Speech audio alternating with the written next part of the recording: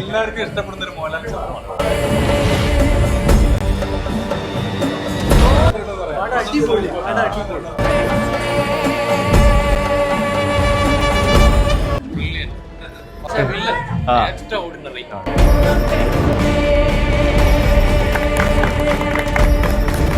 പടം നമ്മുടെ തരുൺ മൂർത്തിയാണ് ഇത് ഡയറക്ഷൻ ചെയ്തിരിക്കുന്നത്. നമ്മളെ പുള്ളിയായിട്ട് ലാലേട്ടനായിട്ട് ഫസ്റ്റ് മൂവിയാണ്. അപ്പോൾ എങ്ങനെയുണ്ടായിരുന്നു ഇതിന്റെ എങ്ങനെയുണ്ടായിരുന്നു പടം? പറയൂ. ഇതൊരു മോഹൻലാലിന്റെ കഴിഞ്ഞാട്ട് തന്നെയാണ്.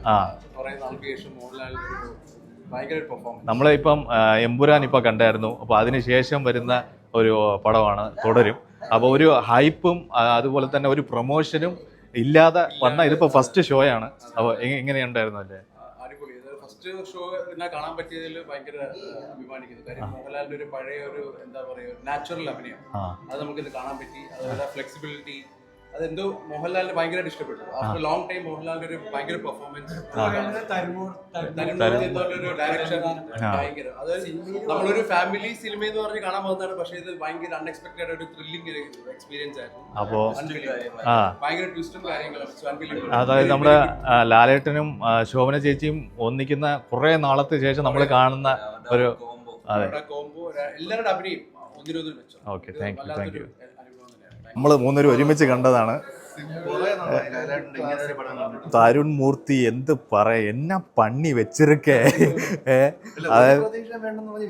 ഇതില് ഇപ്പൊ നമ്മൾ സ്പോയിലർ ഇല്ലാതെ പറയാണ്. ഇതില് ഒരു കുറച്ച് അതായത് രണ്ട് നായക്കുട്ടികളുണ്ട്, അവര് വരെ ഇതിൽ അഭിനയിച്ചു എന്നുള്ളതാണ്. അതിലെ വില്ലനാകട്ടെ സ്റ്റോറി ഒരു രക്ഷയില്ല.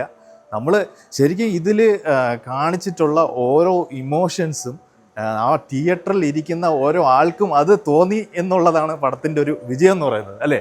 നമ്മൾ പടത്തിൽ കാണിക്കുന്ന ഓരോ ഇമോഷൻസും അത് ഇവിടെ കണക്ഷൻ, അതാണ് ഇതിൻ്റെ മെയിൻ.